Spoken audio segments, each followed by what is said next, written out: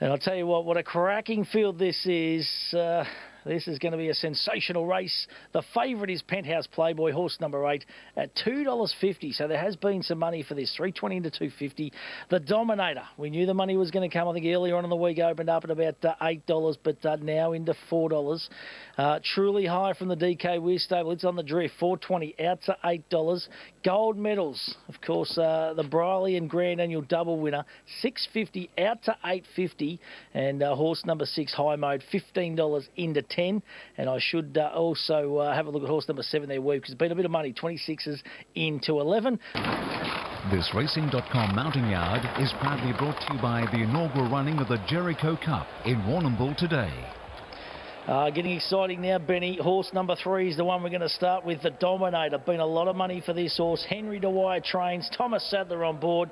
Has not put a foot wrong this preparation. He was the best back runner as soon as markets went up. He eased a little at 9 a.m. this morning, but he's been the best back runner late too. He's racing in terrific form. He was very good in a stronger race at Ballarat, which was likely a run that Henry Dwyer just gave him to keep him at his top for this race. My only concern is the very end of 4,600, but he certainly looks to have stronger credentials in that department than most of his opposition. And we did hear from Henry Dwyer this morning prior to Peace Brothers' victory, saying he thinks this horse would run 7,000. Unbelievable. Horse number 4, Truly High from the DK Weir stable. Shane Jackson on board. Great win last start at Moonee Valley. It was. He had a perfect run, finished over the top of them to win at the Valley. That was over 3,000. It was in a low-pressure race, though. His best flat form is good enough. How he handles that extra 1,600 is the obvious query. I was working around him today. Horse number 5, Thunder Road, trained by Emma and Lucy Longmire. In Goulburn, Lee Horner takes the ride. Already got a winner here this afternoon. Yeah, he was 9 lengths behind High Mode over 3,800 at Wagga in August, but he has won at 3,800 previously in the same race at Wagga 12 months earlier. That was on a heavy track. I think he would have preferred it to be on the worst side of the soft 6 rather than the upgrade today. Horse number 6, the Anthony Freedman trained High Mode. It is ridden by Clayton Douglas, and certainly a horse going to be in the mix. Yeah, he's been good in 3 starts since securing his spot in this race when he won at Wagga in August. I doubt he was suited by the slow speed last start at the Valley. He looks one of them that could potentially really appreciate the rise to 4,600 here. I think he's one of those that it won't surprise me at all if he's strong at the end of the trip here. And here's the horse that really had some specking overnight. Horse number 7, Weave, 26s into 11. Anne Yates at Bendigo. Richard Cully on board, and it was a pretty good run last start at Bendigo. It was, and he was the one, as you mentioned, a lot of money for him last night and this morning. Got into quite short, 26s into 7s at one stage. He's back out to 14 now, so that market correcting itself. He was good at Bendigo on Tuesday, likely just too far back at the Valley behind Truly High.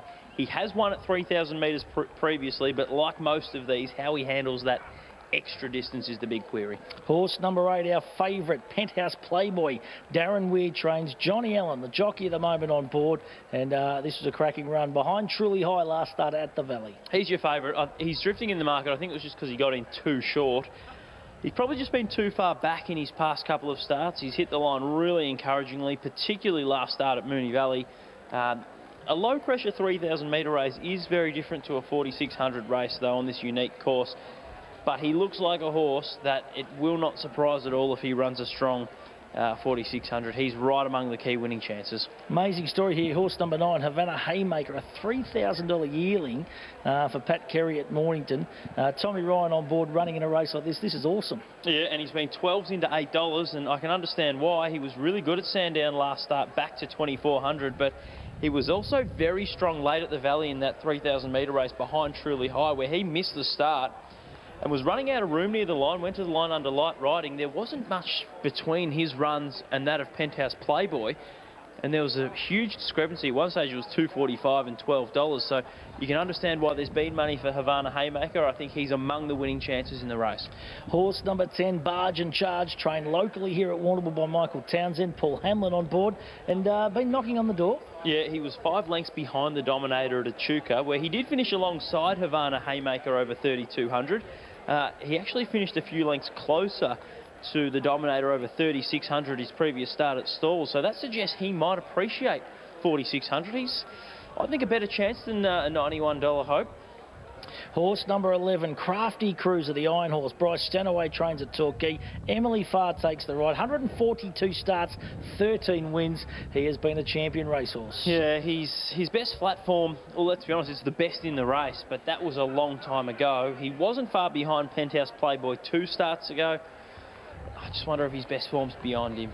Horse number 12, Grassini, Brett Chowry from Bendigo, Sean Phelan on board.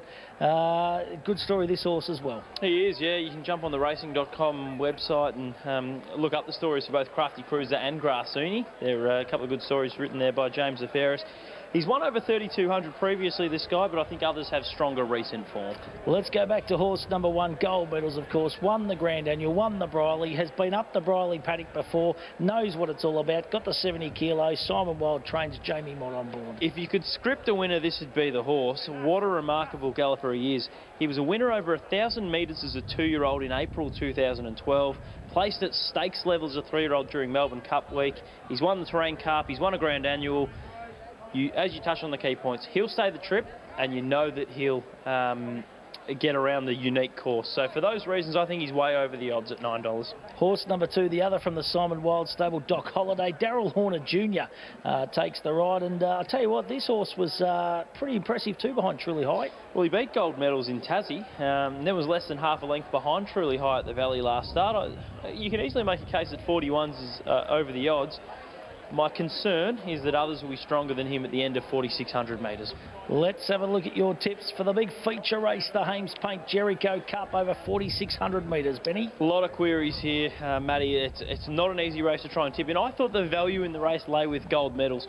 We know he's going to run the trip, and we know he's going to get around this course. And he's got a lot of weight, and that's going to make things a bit tricky for him. But he's a horse that can carry weight. He's proven that in the past. The Dominator, he's been set for this race. Everything he's done has been great leading into it. He looks ready to run a huge race. Penthouse Playboy caught the eye at the Valley. And if you're making a case for him and he's favourite, well, then you have to make a case for Havana Haymaker. His run was just as good. But it's just going to be a case of who's still there standing at the end of 4,600. It's going to be a fantastic contest. Yeah, absolutely it is. Let's have a look at the bet.